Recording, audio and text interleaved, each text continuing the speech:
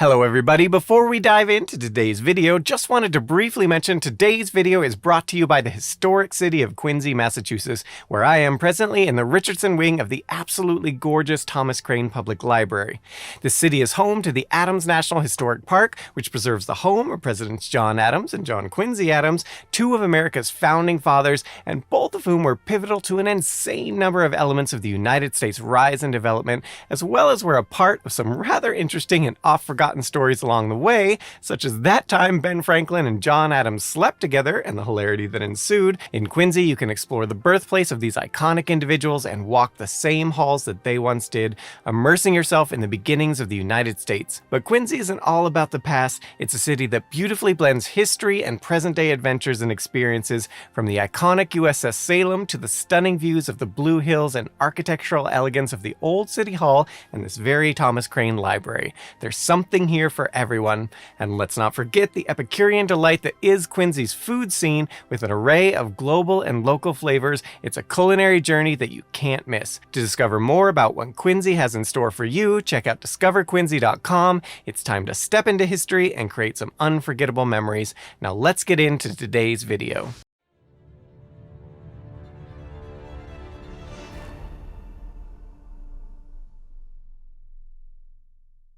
In the fall of 1778, things were not looking good for the traitors to king and country in the British American colonies. In the early going, the American Revolutionary forces under George Washington had suffered defeat after resounding defeat, including Washington very nearly losing around half his army in the first major battle of the war, only saved by a providential fog and General William Howe deciding inexplicably not to press the attack when Washington's forces were surrounded before this. This event occurred in New York in August of 1776 in what was then the largest known battle ever fought in North America, involving close to 40,000 troops, including naval forces. Many losses for the Revolutionary forces later, Howe made a similar blunder in November and December of 1776.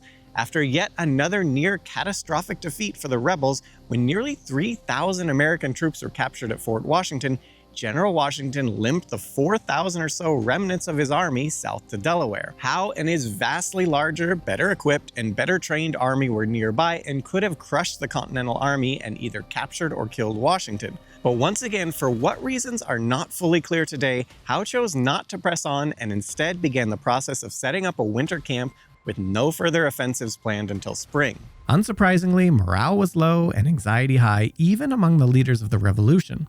Washington would write to his cousin, Samuel Washington, on December the 18th, lamenting he felt defeat was imminent. I have no doubt, but General Howe will still make an attempt upon Philadelphia this winter. I see nothing to oppose him in a fortnight from this time, as the term of all the troops, except those of Virginia, reduced almost to nothing, and Smallwood's regiment from Maryland, in the same condition, will expire in that time.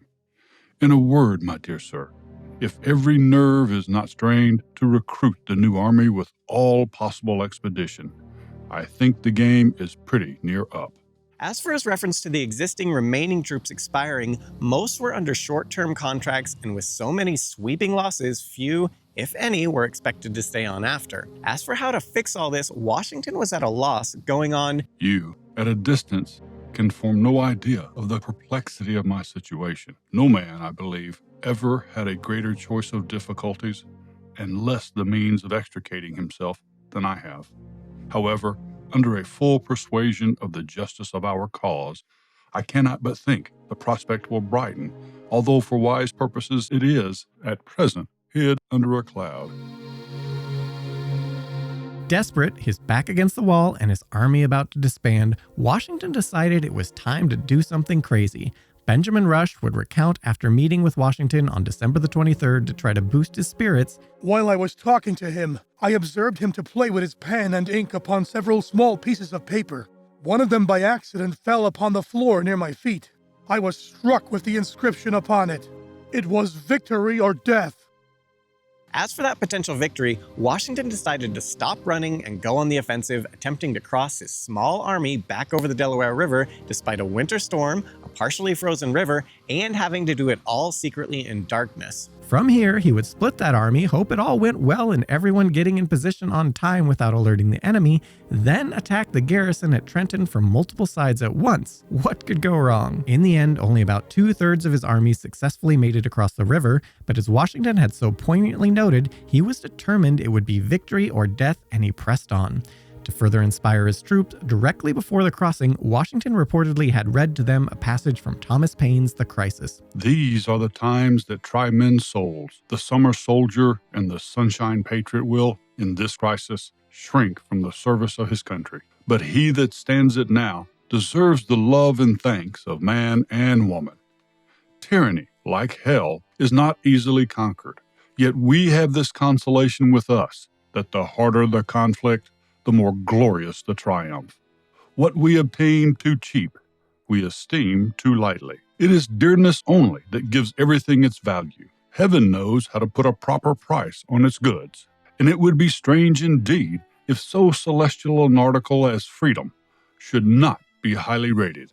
And so it was that on the morning of December the 26th, Washington and his forces struck the garrison of about 1,500 at Trenton with his only slightly larger army. Despite this, the victory was almost total, in the end costing only 5 American lives and capturing nearly 1,000 members of the enemy army, along with desperately needed supplies. Noteworthy, it was almost extremely costly anyway, in a rather inadvertent way, when a young lieutenant of Washington's by the name of James Monroe, future U.S. president, was shot in the upper chest near his shoulder, severing an artery in the process. Monroe recounts the event in his autobiography, writing, Captain William Washington then moved forward with the vanguard in front, attacked the enemy's picket, shot down the commanding officer, and drove it before him.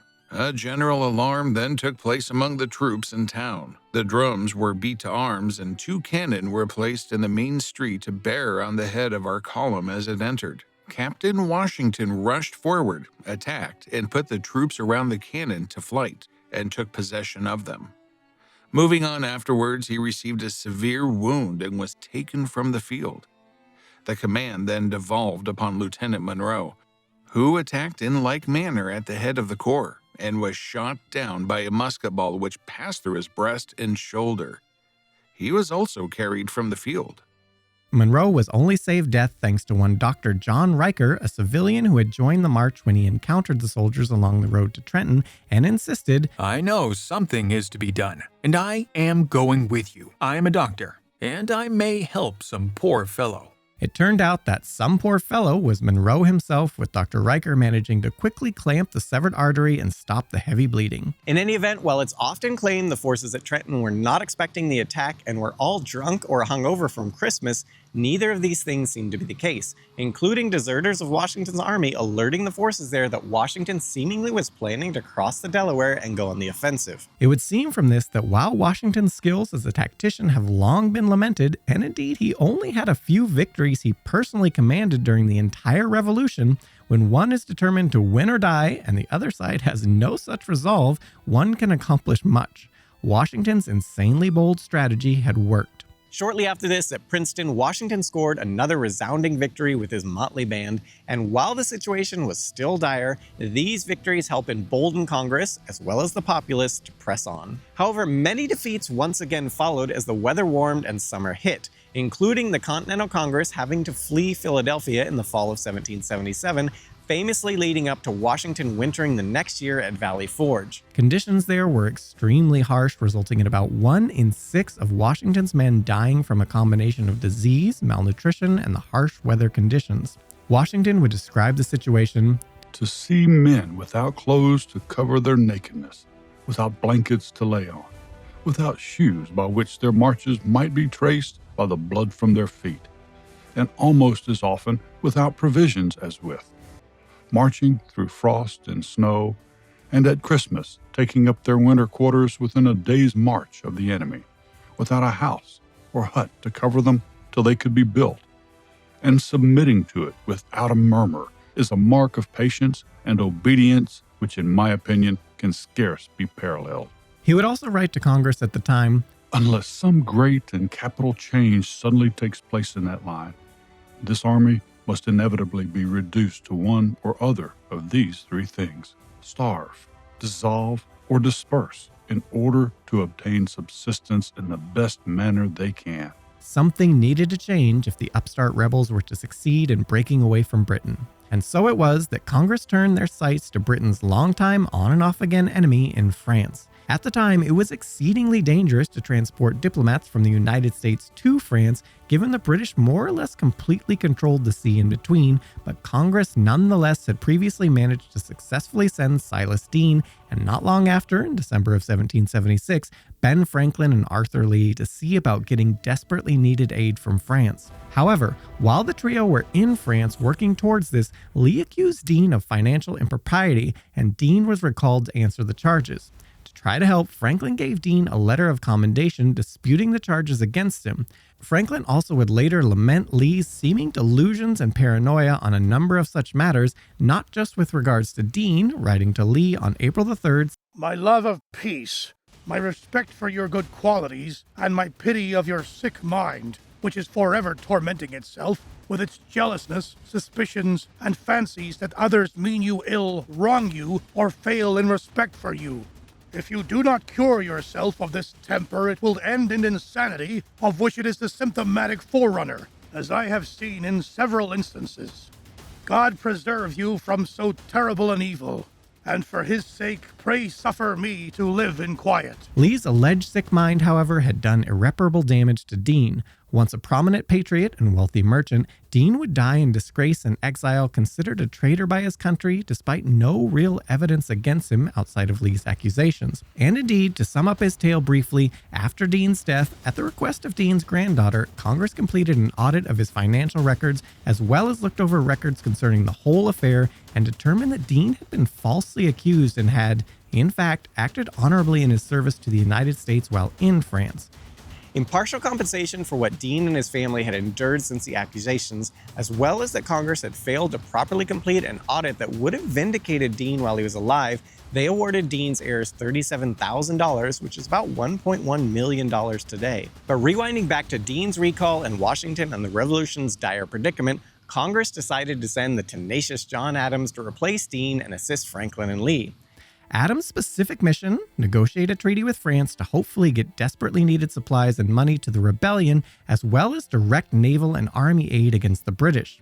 There was an issue, however. It turns out there exists a giant ocean between the United States and France, and, as alluded to, that ocean at the time was heavily populated in part by British ships with captains who would like nothing better than to arrest and hang for treason one of the principal architects of the Revolution in John Adams. If the humans Adams might meet along the way weren't problematic enough, there was also the fact that it was the dead of winter, a time of year in which the ocean enjoys even more than normal, taking any humans that dare to try to exist on its surface and depositing them in its murky depths, where all but their bones would almost immediately become the excrement of sea life. That's not to mention, at this time in history, even if you could manage to keep the bundle of dead trees and ironmongery you were floating on above the waterline, transatlantic crossings were also dangerous from simple things like rampant diseases aboard. German schoolmaster Gottlieb Mittelberger gives a graphic illustration of his own journey across the Big Blue in this era, writing, During the voyage, there is on board these ships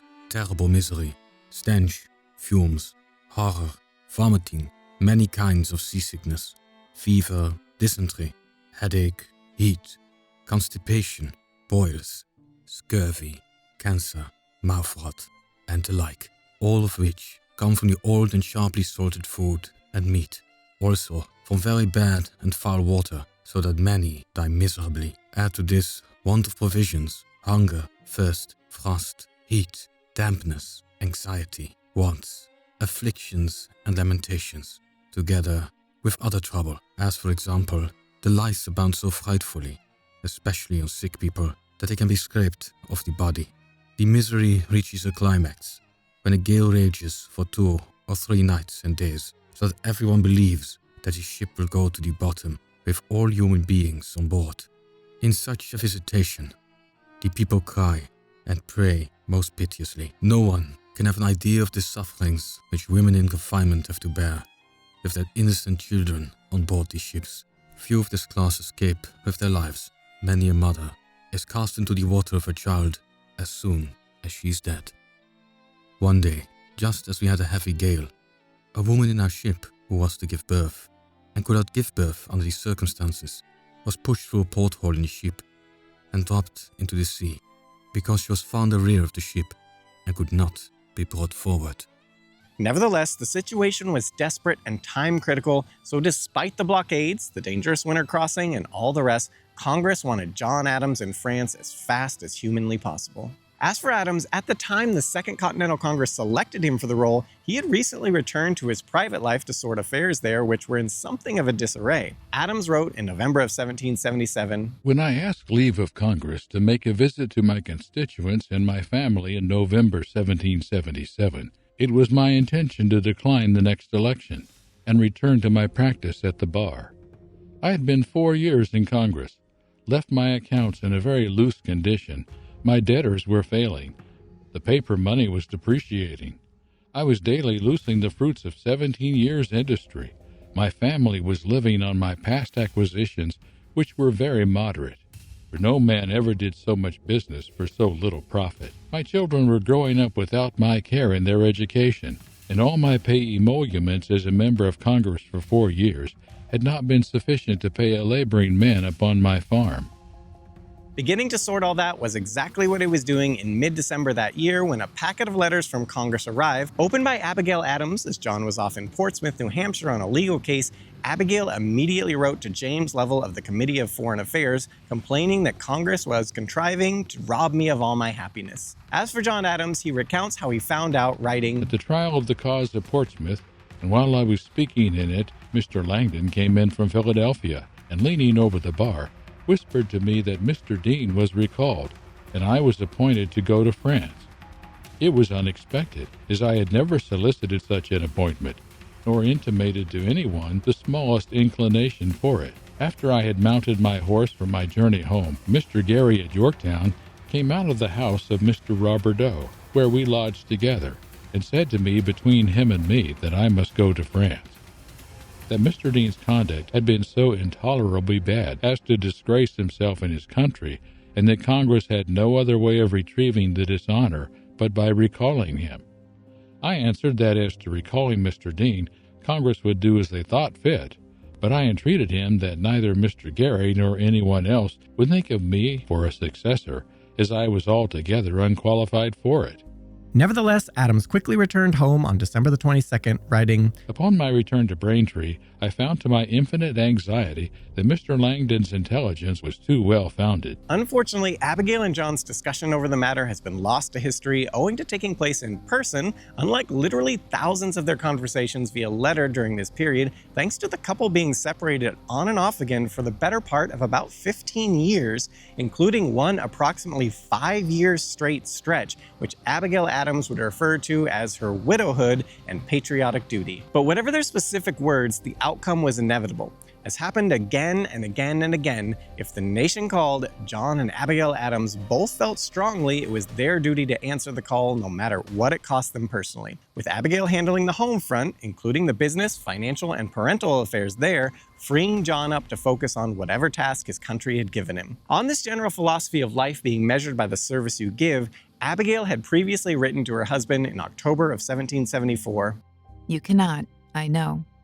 Nor do I wish to see you an inactive spectator.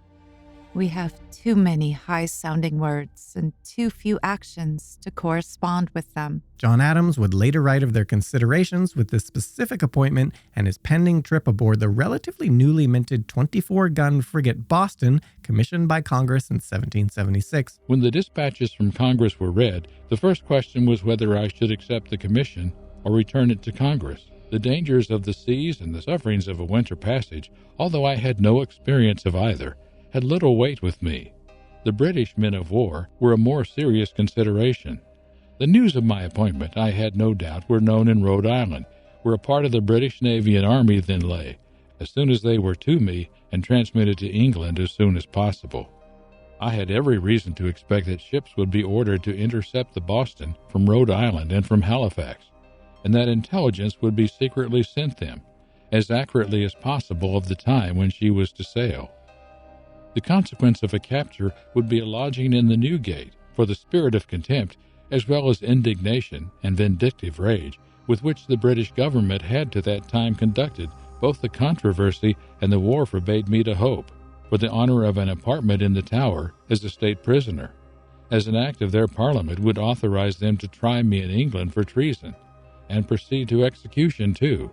I had no doubt they would go to the extent of their power, and practice upon me all the cruelties of their punishment of treason. My family, consisting of a dearly beloved wife and 4 young children, excited sentiments of tenderness, which a father and lover can only conceive, and which no language can express. And my want of qualifications for the office was by no means forgotten. On the other hand, my country was in deep distress and in great danger. My wife, who had always encouraged and animated me in all antecedent dangers and perplexities, did not fail me on this occasion. After much agitation of mind and 1,000 reveries unnecessary to be detailed, I resolved to devote my family and my life to the cause, accepted the appointment, and made preparation for the voyage.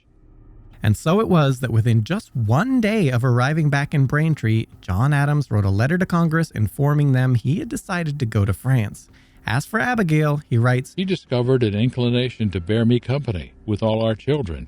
This proposal, however, she was soon convinced, was too hazardous and imprudent. Thus, she would stay home and tend their farm and family, as well as work her frequent investment magic to make sure they had the money they needed for John to do his thing, while also making sure he had a home to come home to when he was done. They did, however, decide to send their 10-year-old son, John Quincy, as well.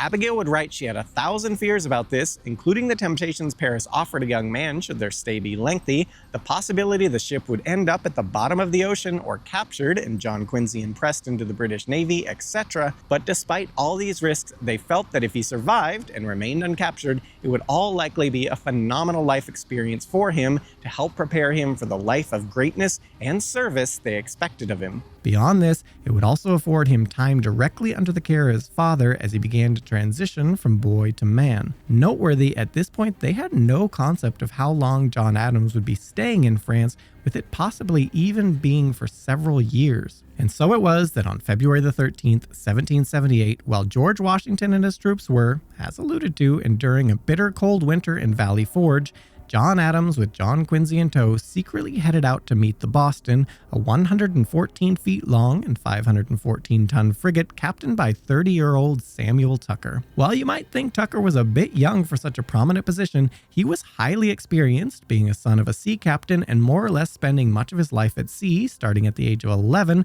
serving as a cabin boy aboard the warship King George, and a little over a decade later, a captain himself on a merchant vessel and building up from there. Tucker was finally selected by Washington at the onset of the Revolution to command a flotilla of small schooners to harass the British with extreme success, including capturing several merchant vessels with needed supplies. His service exemplary, in 1777, he was given the Boston to command and pretty much just continued doing his thing, capturing British merchant ships with abandon, but now at the head of a rather powerful frigate. As a brief aside, after quite a lot of success during the Revolution, Tucker was finally captured and taken to Prince Edward Island. He ultimately escaped, but having just then made the commander who was holding him look bad, Tucker would write a sincere letter to him apologizing for escaping. Tucker's life story would make one heck of a movie, including after the Revolution once again serving in the War of 1812 with resounding success and ultimately living to the ripe old age of 86. But going back to this mission, Tucker was given instructions he should avoid such naval confrontations if possible and afford, on his passage,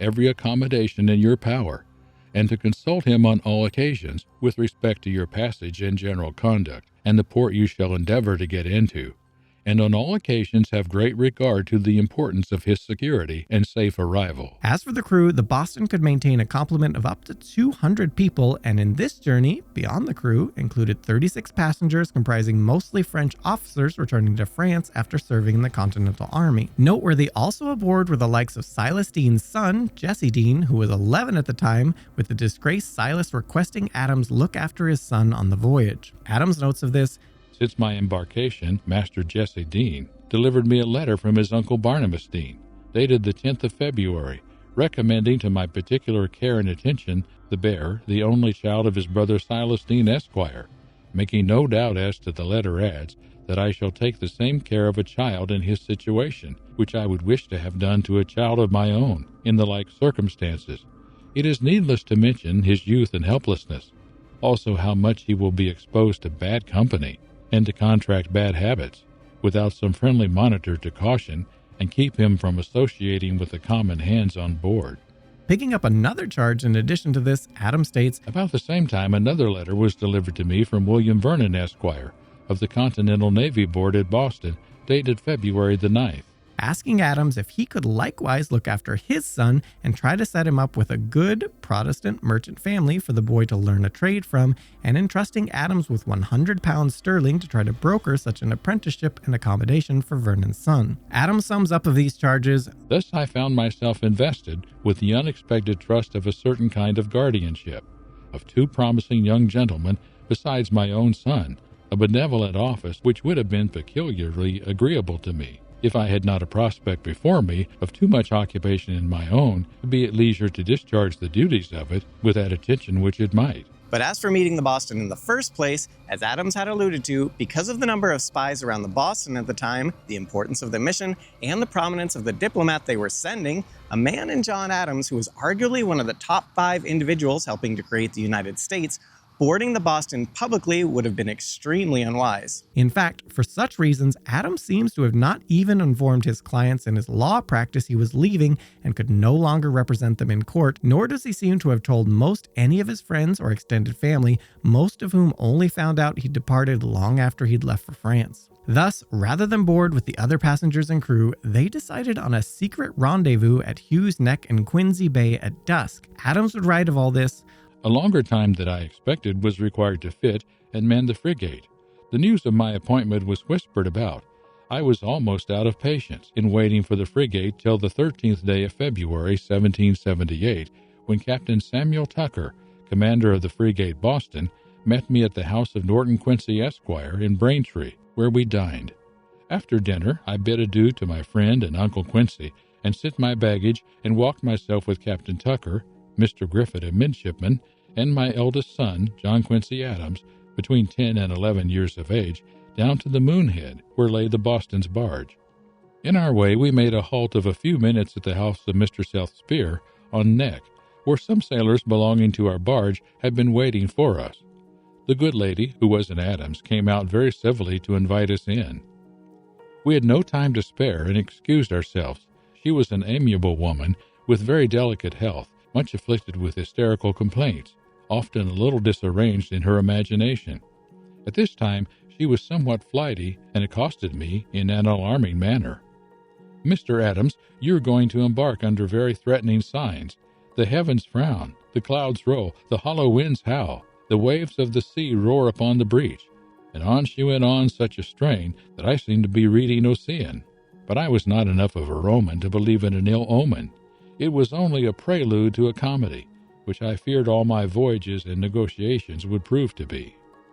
Thus, despite her portent, near dusk with snow coming down thickly and winds high, they set out anyway for apparently only his second time ever aboard a boat, with the first being as a child once fishing near Cohasset Rocks. But in this case, he'd be traveling near 3,000 miles, likely facing horrible weather, freezing sea spray that could turn the ship into a popsicle, storms, constant cloud cover making navigation more difficult, and massive swells, not to mention risk of capture and hanging, and, if this happened, his 11-year-old son likely impressed into the British Navy.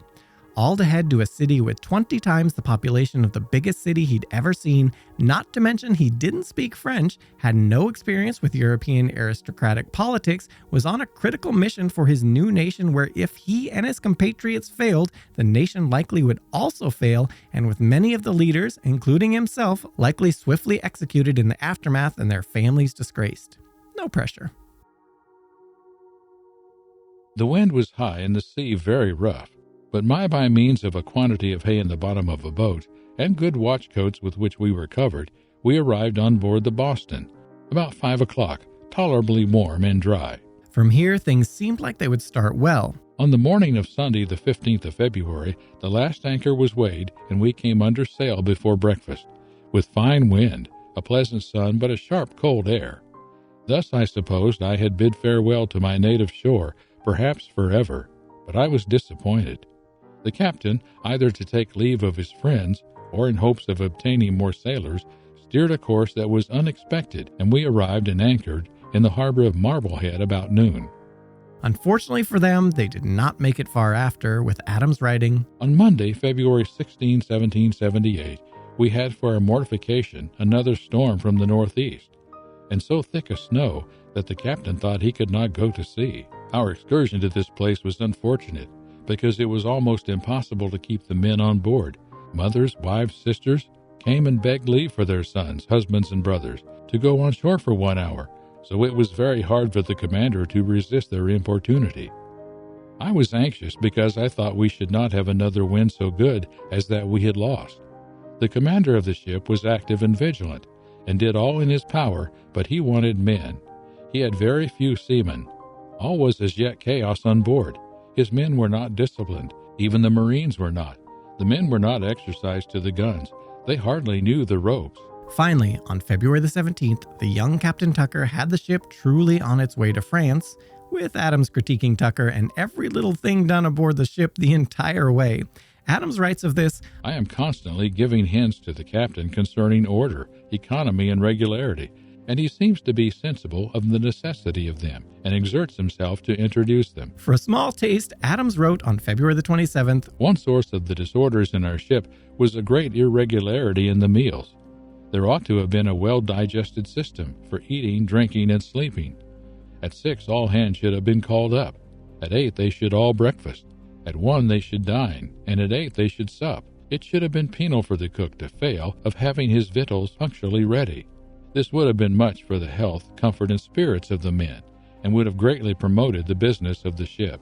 He also had thoughts on cleanliness, and in response states Tucker, Cleared out 'tween decks, ordered up the hammocks to be aired, and ordered up the sick, at least as such could bear it, upon the deck for sweet air. That ship would have bred the plague, or the gold fever, if there had not been great exertions after the storm to wash, sweep, air, and purify clothes, cots, cabins, hammocks, and all other things, places, and persons. As for Tucker, he actually seemed to enjoy Adams, among other things, writing, I did not say much to Adams at first, but damn and bugger my eyes, I found him after a while as sociable as any Marblehead man. But going back to the trip itself, just 2 days long, on February the 19th, the sails of the 3 ships appeared on the horizon.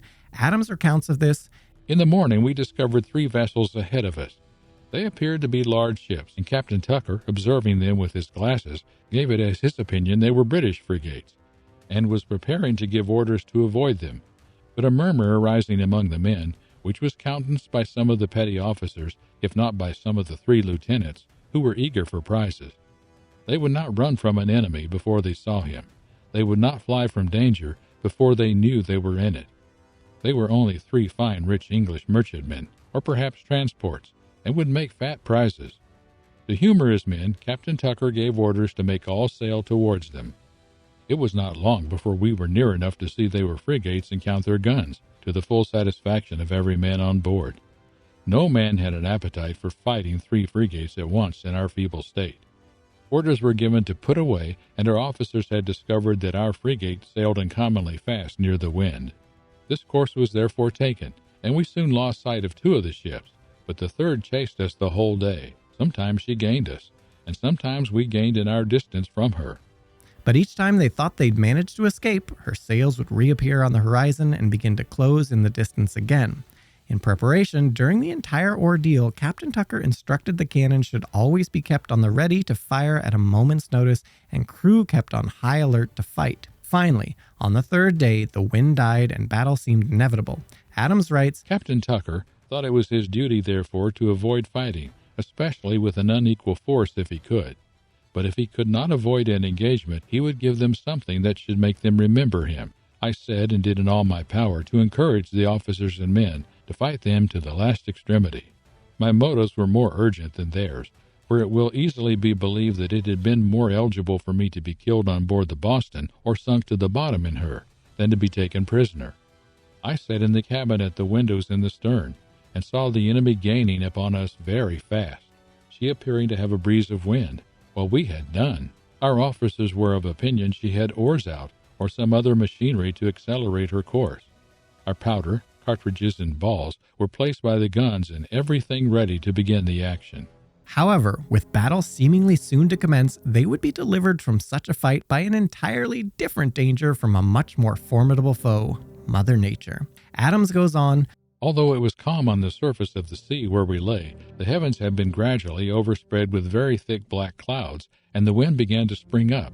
Our ship began to move. The night came on, and it was soon dark. We lost sight of our enemy, who did not appear to me to be very ardent to overtake us. But the wind increased to a hurricane. The ship labored under the weight of her guns, which were all out ready for use. She shuddered and shivered like a man in an ague. She darted from side to side and pitched forward with such velocity that it was a very dangerous operation to get the guns into their places.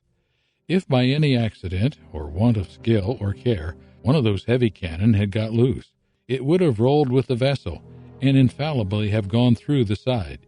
All hands were called, and with much difficulty the guns were all got in and secured. As it was impossible to sleep upon deck, or in the cabin, one of the lieutenants came to me and begged me to go down to his berth below. But such was the agitation of the vessel, that instead of sleeping, it was with the utmost difficulty that my little son and I could hold ourselves in bed with both our hands, bracing ourselves against the boards, planks, and timbers with our feet. In this situation, all of a sudden, we heard a tremendous report. Whether the British frigate had overtaken us and fired upon us, or whether our own guns had been discharged, we could not conjecture. As to what the blast was they heard, it turns out it was the main mast being struck by lightning, injuring 4 men, one of whom had a badly burned arm which also now was missing a chunk of flesh.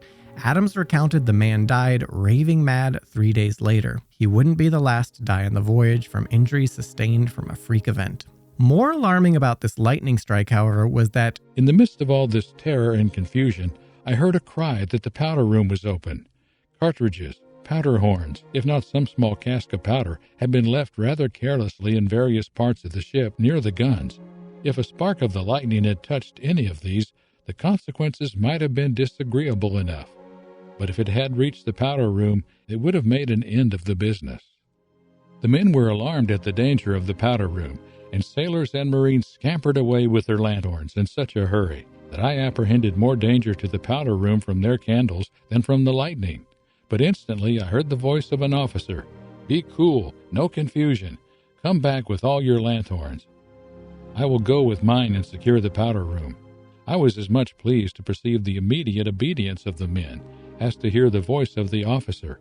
He soon returned and proclaimed that he had secured the powder room and all was safe. Of course, there was still the violent winter storm itself to contend with. Over the next 3 days, Adams writes, "We lost sight of our enemy, it is true, but we found ourselves in the Gulf Stream, in one of the most furious storms that ever ship had survived. The wind northeast, then the north, and then northwest.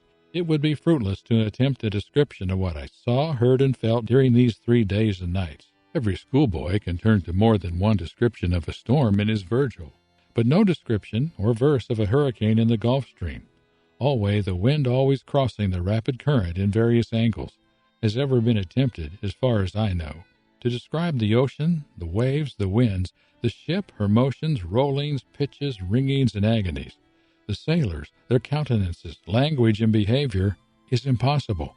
No man could stand upon his legs. Nothing could be kept in his place. An universal wreck of everything in all parts of the ship, chests, casks, chairs, bottles. No place or person was dry. The wind blowing against the current, not directly, but in various angles, produced a tumbling sea, vast mountains of water above us, and as deep caverns below us, the mountains sometimes dashing against each other, and sometimes piling up on one another, like Pelion and a saw, and not unfrequently breaking on the ship, threatened to bury us all at once in the deep. The sails were all hauled down, but a foresail under which we hoped to scud, but a sudden gust of wind rent it in an instant from the bottom to the top, and we were left with bare poles entirely at the mercy of wind and water. The noises were such that we could not hear each other speak at any distance. The shrouds and every other rope in the ship exposed to the windland became a chord of a very harsh music. Their vibrations produced a constant and a hideous howl, of itself enough to deafen us. Added to this the howl and whistle of the winds and incessant roar of the ocean, all in boiling rage and fury, white as snow with foam through the whole extent of the horizon. And to complete the whole, a sound more alarming I found to our officers than all the rest, a constant cracking night and day, from 1,000 places in all parts of the ship, excited very serious apprehensions of the starting of the butts. Through it all, Adams was proud of the fact that John Quincy stayed extremely resolute and handled it all impeccably, stating, "The child's behavior gave me a satisfaction that I cannot express. Fully sensible of our danger, he was constantly endeavoring to bear up under it, with a manly courage and patience, very attentive to me, and his thoughts always running in a serious strain. In this he was not singular, for I found that seamen have their religion as well as landsmen, and that sailors, as Corporal Trim said of soldiers, have sometimes more pressing motives to prayer than the clergy. I believe there was not a soul on board who was wholly thoughtless of a divinity.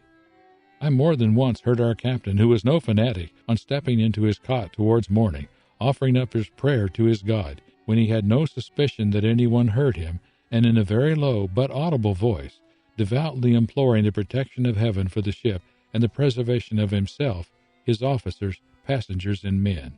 As for Captain Tucker himself, Tucker wrote in his journal, "The seas, being very cross and high, forced me to scud before the wind under my foresail. Heavy gales and a dangerous sea running. One thing or another continually giving away on board. Pray God protect us." When the storm finally died down, they almost immediately spotted another ship, which they sailed over to meet despite their damaged mainmast. He states, "We gained upon her, and upon firing a gun to leeward and hoisting American colors, she fired a friendly gun and hoisted the French colors of the province of Normandy. She lay to, for us, and as we were coming about to speak to her, when the wind sprung up fresh of a sudden, and carried away our main topmast. We lost the opportunity, which I greatly regretted, to speak to our friend the Norman, and were sufficiently employed for the remainder of the 3 days in getting a new main topmast, repairing the sails and rigging, which were much damaged in the late storm, and in cleaning the ship and putting her in order." Given the number of misfortunes up to this point, however, Adams stated members of the crew said the ship had been so unfortunate that they believed some woman was on board. Women, they said, were the unluckiest creatures in the world at sea. Once seas were calm again and Adams began sleeping as soundly as in my own bed at home, he began once again critiquing conditions aboard, stating, "I had seen the inexpressible inconvenience of having so small a space between the decks as there was in the Boston. As the main deck was almost constantly under water, the sea rolling in and out of the ports and scuppers, we were obliged to keep the hatchways down. The air consequently became so hot and foul in the 'tween decks, as they call it, that for my own part I could not breathe or live there. Yet the water would pour down whenever a hatchway was opened, so that all was afloat. The Boston was over-metalled. The number of her guns and the weight of their metal was too great for her tonnage. She had 5 12-pounders and 19 9s. We were obliged to sail day and night during a chase, with the guns out in order to be ready for battle, and this exposed us to certain inconvenience and very great danger. They made the ship labor and roll to such a degree as to oblige us to keep the chain pumps as well as the hand pumps almost constantly going. Besides, they wring and twist the ship in such a manner as to endanger the starting of a butt, and still more to endanger the mast and rigging." As for the men, he writes, "There was, I found, on board the Navy, the same general inattention to economy that there was in the Army. There was the same general relaxation of order and discipline. There was the same inattention to the sweetness of the ship and the persons and health of the sailors, as there was at land of the clean neatness of the camp, and the health and cleanliness of the soldiers. The practice of profane cursing and swearing, so silly as well as detestable, prevailed in the most abominable degree. It was indulged and connived at in the men, and practiced too by officers, in such a manner that there was no kind of check or discouragement to it. This may be thought trivial by some, but to me it appeared that order of every kind would be lax, as long as this scurvy vice was so wholly unrestrained." At this point, with nothing better to occupy himself, both the Adams continued practicing their French, and the senior Adams also began documenting the number of times he heard the sailors swearing and sanitary conditions as alluded to. Beyond this, he entreated Captain Tucker to teach him basically everything he knew about sailing and navigation, as well as engage various prominent members of the crew about their experiences at sea. In the midst of all of this, on February the 28th, he also found himself with a rather severe rash because, sure, why not? As to what caused it, he states, "Some of the gentlemen had given me some West India nuts, and not knowing the caustic quality in the outward shell, I had broken them with my hands, and probably carelessly rubbed my face or my eyes afterwards, and I found myself poisoned. My eyes swelled and were inflamed to an alarming degree. Dr. Noel gave me a phial of balsam and fioravanti, which abated the inflammation and gave me some relief. It was very much compounded, very subtle and penetrating. Pour a few drops into the palm of your hand, rub it over the palm and fingers, then hold the inside of your hand before your eyes, and the steam which evaporates enters the eyes and works them very clear. The balsam derives its name from the Italian inventor of it. For 2 or 3 years afterwards, at the return of the season, a similar inflammation in my eyes and swelling about them returned with it, a fact the solution of which, as beyond the reach of my skill, I leave to the physicians." In all, however, he found things quite dull at this point, writing, "The life I led was a dull scene to me. No business, no pleasure, no reading, no study. Our little world was all wet and damp. There was nothing I could eat or drink without nauseating. We had no spirits for conversation, nor anything about which to converse.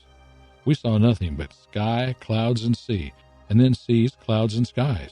Oh, that we might make prize today of an English vessel, lately from London with all the newspapers and magazines on board."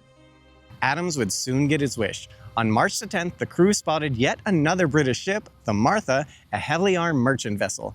And despite Captain Tucker having given orders from Congress not to engage enemy vessels because of the risk to the critical diplomat aboard, Tucker decided to do it anyway, perhaps at the urging of Adams, given Adams' own journal entry excitedly noted, "We spied a sail and gave her chase." As for Tucker, given the importance of the passenger and mission, while they both agreed they should go forward with the attack, Tucker ordered Adams to remain below decks during the entire affair. John Adams, not exactly being one to sit around while there was important work to be done, however, ignored the captain. Adams would write of the subsequent melee, "He was a letter of marque, with 14 guns, 8 9s, and 6 60s. She suddenly turned and fired a broadside into us, but did us no other damage than by cutting some of our rigging, piercing some of our sails, and sending one of her shot through our mizzen yard. I happened to be standing in the gangway between the quarter-deck and the main deck, and in the direction from the ship to the yard, so that the balls flew directly over my head." As for Tucker, he recounts he spotted Adams Among my marines accoutered as one of them, and in the act of defense. I then went unto him and said, 'My dear sir, how came you here?' And with a smile he replied, 'I ought to do my share of fighting.' This was sufficient for me to judge the bravery of my venerable and patriotic Adams." But it ultimately turned out fine. After the Martha's volley, the Boston turned broadside, showing her rather large array of cannons, and the Martha crew immediately signaled surrender. Adams states of the aftermath, "Our sailors were all in a rage to sink her for daring to fire. But Captain Tucker very promptly and prudently ordered his officers not to fire, for he wanted the egg without breaking the shell. The prize was the ship Martha, Captain McIntosh from London to New York, loaded with a cargo of great value. The captain told me that 70,000 guineas had been insured upon her at Lloyd's, and that she was worth 80,000. The behavior of the captain was that of a gentleman, and he bore his misfortune with fortitude, but his mate cried like a child in despair." Thus, the Martha was captured without bloodshed, and Tucker took the captain and crew prisoner, then assigned a portion of his crew to take command of the Martha and sail it to the United States, after which the Boston continued on towards France. Unfortunately for the skeleton crew he assigned to the Martha, however, the British would spot and retake her before she made it home. Things did not go quite so well with the next ship the Boston encountered. While it turned out to be a friendly French ship this time, when they tried to let off a single cannon shot to convey the Boston was a friendly, the barrel of the cannon exploded, spraying the deck with shrapnel and severely injuring several of those on deck, most critically hitting one Lieutenant William Barron's right leg. The extent of the injuries were so severe, it was decided they needed to amputate, with Adams and Captain Tucker tasked with holding Barron down while the doctor took a saw and as quickly as possible lopped the lower part of the poor man's leg off just below the knee. Adams writes of this, Mr. Barron bore it with fortitude, but thought he should die, and his principal concern seemed to be for his family. I could not but think the fall of this officer a great loss to the public United States. His prudence, moderation, attention, and zeal were qualities much wanted in our infant navy. He was by birth a Virginian. He said he had a mother, a wife, and children who were dependent on him and in indigent circumstances, and entreated me to take care of his family.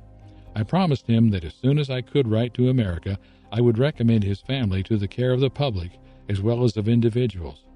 I recollect to have done something of this, but the scenes of distraction in which I was soon involved, I fear prevented me from doing so much as I ought to have done, and I feel it to this hour to be one of the omissions which I ought to regret. On that note, a few days later, Barron died. Adams would write, He was put into a chest, and 10 or 12 pounds of shot put in with him, and then nailed up. The fragment of the gun which destroyed him was lashed on the chest, and the whole launched overboard through one of the ports in the presence of all the ship's crew. Barron was spared the next storm, which hit as the Boston was getting close to the European coast. This one raged for 5 days, but the ship held together and at least this time wasn't struck by lightning. Of this storm, Adams wrote on March the 19th, For the last 5 days, we had been tossed in another gale. I had been scarcely able to stand or sit without holding fast with both my hands upon some lashed table, or gun, or the side, or beams of the ship, or some other fixed object. Such was the agitation and perpetual motion of the vessel by violent gales and a heavy sea. That said, the storm had been a bit of a blessing, as directly before Adams writes, In the course of last 5 days, we had seen a great number of vessels, 2 of which, if not 4, were supposed to be a large British men of war, for they chased us a long time and drove us in various directions, all out of our course. The wind had been much against us, but this morning it veered, and we steered at least our head lay by the compass southeast. We consoled ourselves as well as we could by reflecting that possibly we had been favored by the last gale, as we had been by the first. By the last we had escaped cruisers, as we did by the first, which I own I considered as an escape, because although we all agreed, officers, passengers, and men, in the necessity of fighting a frigate in the Gulf Stream, which I had reasons enough to be apprehensive of the consequences of an engagement, perhaps with a superior force, probably with a superior number of men, and certainly with greater experience in the officers and stricter discipline among the men. Possibly this violent gale from the southeast had driven all the cruisers from the coast of Spain and the southerly part of the Bay of Biscay, and by this means have opened a clear passage for us to Bordeaux. While external threats perhaps were somewhat cleared by the storm, tensions began running high among some of the crew and passengers, with at one point one of the crew in a rage chopping off one of the passengers' toes. Adams recounts of this event in late March. Last evening we had 2 little incidents, which were very unpleasant. One was the French barber attempting very roughly to go below, contrary to orders. The sentinel, after repeatedly announcing his orders and giving warning of the consequences to no effect, cut off his toe with a cutlass. The French people on board, as was very natural, at first were alarmed and expressed much resentment, but finding on inquiry that the fellow had been wholly deserved all he had suffered, and the sentinel had done no more than his duty, they all very honorably acquiesced. But it wasn't over yet. The final hurdle before landing in France was 2 British men of warships that appeared in the middle of the night. Adams writes of this event, When we were approaching the French coast, I was sitting in the cabin, when Captain McIntosh, our prisoner, came down to me and addressed me with great solemnity. Mr. Adams, this ship will be captured by my countrymen in less than half an hour. 2 large British men of war are bearing directly upon us, and are just by. You will hear from them, I warrant you, in 6 minutes. Let me take the liberty to say to you that I feel for you more than anyone else. I have always liked you since I came on board, and have always ascribed to you chiefly the good treatment I have received, as well as my people. And you may depend upon it, all the good service I can render you with my countrymen shall be done with pleasure. I saw by his countenance, gestures, air, language, and everything, that he believed what he said, that he most heartily rejoiced in his own prospect of deliverance, and that he heartily pitied me. I smiled, however, at his offers of kind offices to me, knowing full well that his prayers and tears would be as unassailing as my own, if we should both, he should be generous, and I weak enough to employ them, with British officers, ministers, judges, or king, in the then circumstances of things and temper of the Britons. I made a bow expressive of my sense of his politeness, but said nothing. Determined to see my danger before I would be intimidated at it, I took my hat and marched up to the quarter-deck. I had before heard an uncommon trampling upon deck and perceived signs of some alarm and confusion. But when upon deck, I saw the two ships indeed. They both appeared larger than our frigate and were already within musket shot of us. The air was clear and the moon very bright. We could see everything, even the men on board. We all expected every moment to be hailed, and possibly saluted with a broadside. But the two ships passed by us without speaking a word, and I stood upon deck till they had gotten so far off as to remove all apprehensions of danger from them. We had no inclination to inquire about their business or destination, and were very happy that they discovered so little curiosity about ours.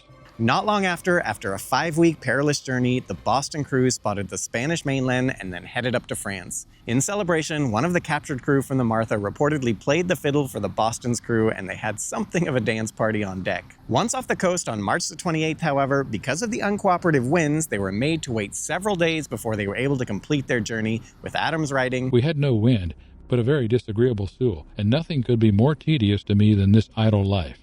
I had not yet learned the French word ennui, but I felt enough of it."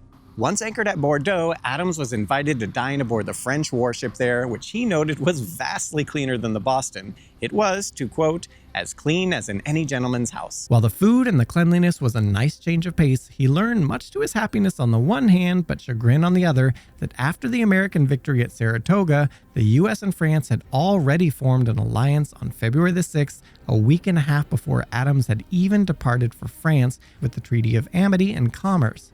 This treaty, among other things, made France the first nation to recognize the United States officially, while also establishing a mutual defense pact. Thus, Adams's immediate mission was already accomplished. The next day, April the 1st, the two Adamses and their servant were rowed ashore and successfully delivered to France. John Quincy would write home to his mother of all of this. "Honored Mama, I hope I shall never forget the goodness of God in preserving us through all the dangers we have been exposed to." Traveling overland, they finally arrived in Paris on April the 8th, and the following day, Adams met with Ben Franklin and got to work. With work here being Franklin more or less taking Adams around to various parties. Adams was quickly very Adams-like in his dealing with the French, endlessly peppering them with requests such as to bring their navy to bear in the cause. On this one, writing, "Nothing would bring the war to a more speedy conclusion more effectively than sending a powerful fleet, sufficient to secure naval superiority in American waters. Such a naval force, acting in concert with the armies of the United States, would in all probability take and destroy the whole British power in that part of the world." This and other relentless entreatments ultimately resulted in Foreign Minister Charles Gravier Comte de Vergennes lamenting, "His pedantry, stubbornness, and self-importance will give rise to 1,000 vexations." To which Adams fired back, "Thanks to God that he gave me stubbornness when I know that I am right." All characteristic of a man who once wrote back in 1765, "True source of our suffering has been our timidity. We have been afraid to think. Let us dare to read, think, speak, and write." This last sentence ultimately became the motto of the U.S. Naval Institute in homage to Adams. In the aftermath, while Adams would do his best to make progress with relations between the United States and France, Franklin and his parting ways would ultimately be vastly more effective. As a result, Adams eventually requested that Franklin be made sole plenipotentiary to France and he himself be recalled. The former request was granted. The latter, however, oddly, Congress gave Adams no direction on what he should do at this point, other than that he no longer had any official position in France. Eventually, with communications taking potentially months and wanting to go home, the fed-up Adams made the decision to simply head back to Braintree in August of 1779, whether Congress liked it or not. Something that would be a boon to not just his home state, but the nation when, upon arrival home, he was tasked with using his extreme legal and governmental expertise to draft the Massachusetts Constitution, to this day the oldest still functioning codified constitution in the world, and which the United States Constitution was partially based off of. See our video on our sister channel, Today I Found Out, The Key to Humans Humaning. However, Adams' stay at home, while extremely productive for Massachusetts and the nation, would be brief when he was once again sent to France, this time to be on site for potential peace negotiations with Britain when the time came. This journey would be no less perilous, with, among other things, the ship springing a massive leak requiring passengers, including this time not just his 12-year-old son John Quincy, but also his 9-year-old son Charles, to work around the clock with 2 pumps to keep the ship from sinking as the leak progressively got worse and worse. In this state, they barely managed to limp into Spain instead of their initial destination in France. This resulted in Adams having to make a rather perilous 1,000-mile trip in the dead of winter across the snow-capped Pyrenees instead of going by boat. As for his exploits on the other side, they would be far more significant than his last trip. But this is all a story for another day.